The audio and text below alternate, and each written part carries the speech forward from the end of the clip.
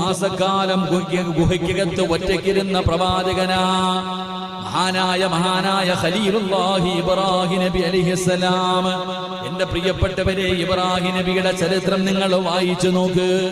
ജനിച്ചപ്പോ തന്നെ 15 മാസക്കാലം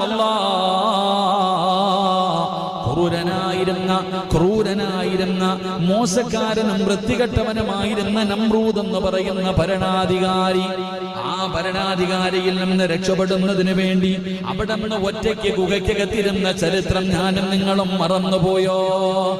എന്റെ പ്രിയപ്പെട്ട സഹോദരങ്ങളെ, ഇബ്രാഹിം നബി അലൈഹി ഇസ്ലാമിന്റെ ജനനം തന്നെ നമ്മളൊന്ന് ചിന്തിച്ചു നോക്ക്. അള്ളാഹു ഈമാൻ നൽകി അനുഗ്രഹിക്കുമാറാകട്ടെ. ഈമാൻ നൽകി അനുഗ്രഹിക്കുമാറാകട്ടെ. ഇബ്രാഹിം നബി അലൈഹി ഇസ്ലാം എവിടാ ജനിച്ചത്? വെടി കൊണ്ടതുപോലെ ഇരിക്കുക. എവിടാ ഇപ്പൊ ഇബ്രാഹിം നബി ജനിച്ചത്? സുബ്ഹാനല്ലാഹ്.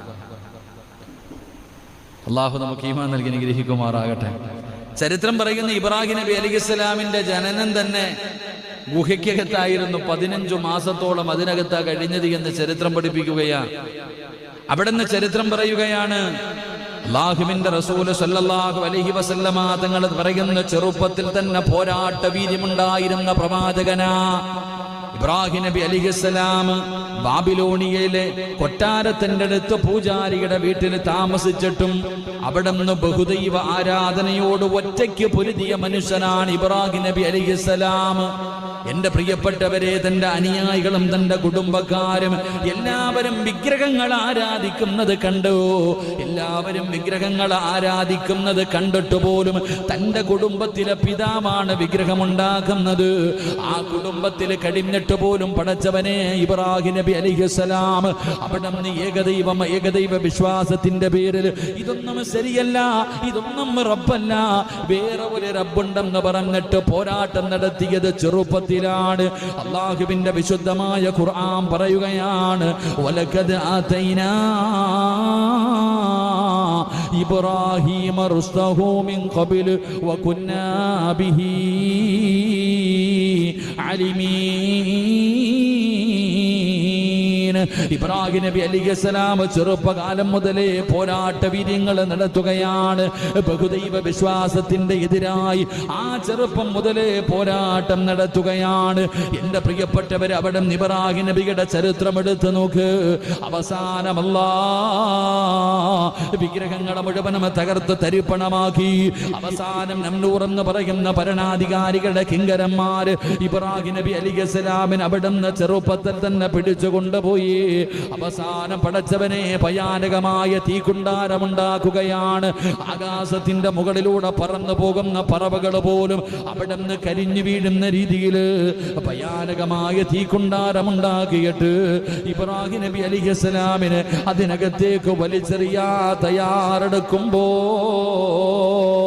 ആ നമ്രൂദിന്റെ തീക്കുണ്ടാരത്തിലേക്ക് ഇബ്രാഹിം നബിയെ വലിച്ചെറിഞ്ഞതും ഒറ്റയ്ക്കായിരുന്ന സഹോദരാ. ആ സമയത്ത് ഇബ്രാഹിം നബി പറഞ്ഞതെന്തെന്നറിയുമോ? ലമ്മാ അൽഖാ ഇബ്രാഹിമു ഫിന്നാർ ഖാല അല്ലാഹുമ്മ ഇന്നക ഫിസ്സമാഇ വാഹിദാ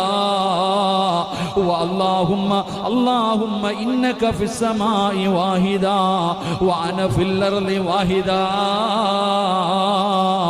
നമ്രൂദിന്റെ ഭയാനകമായ തീക്കുണ്ടാരത്തിലേക്ക് ഇബ്രാഹിം നബി അലൈഹിസ്സലാമിനെ അമ്പും വില്ലും തയ്യാറാക്കി വെച്ച് അതിനകത്തേക്ക് എയ്ത് വിടാൻ പോകുമ്പോ മുഖറബുൽ അംലാഖ് മലക്ക് ജിബ്രീൽ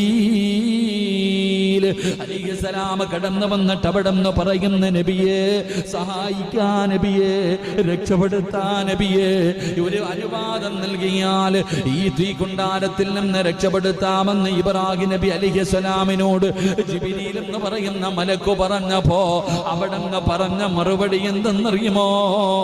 അല്ലാഹുമ്മ ഇന്നക ഫിസ്സമാഇ വാഹിദാ.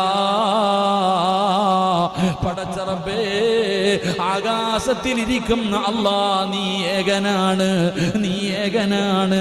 വാന ഫിൽ അർളി വാഹിദാ. നമ്രൂദ് നമ്രൂദിന്റെ തീക്കുണ്ടാരത്തിലേക്ക് പോകുന്ന ഞാനും ഏകനാ അല്ലാ, എന്നെ കൈവിടല്ലേ അല്ലാ. എന്റെ റബ്ബ് നീയാണ്, എന്നെ സംരക്ഷിക്കവൻ നീയാണ്.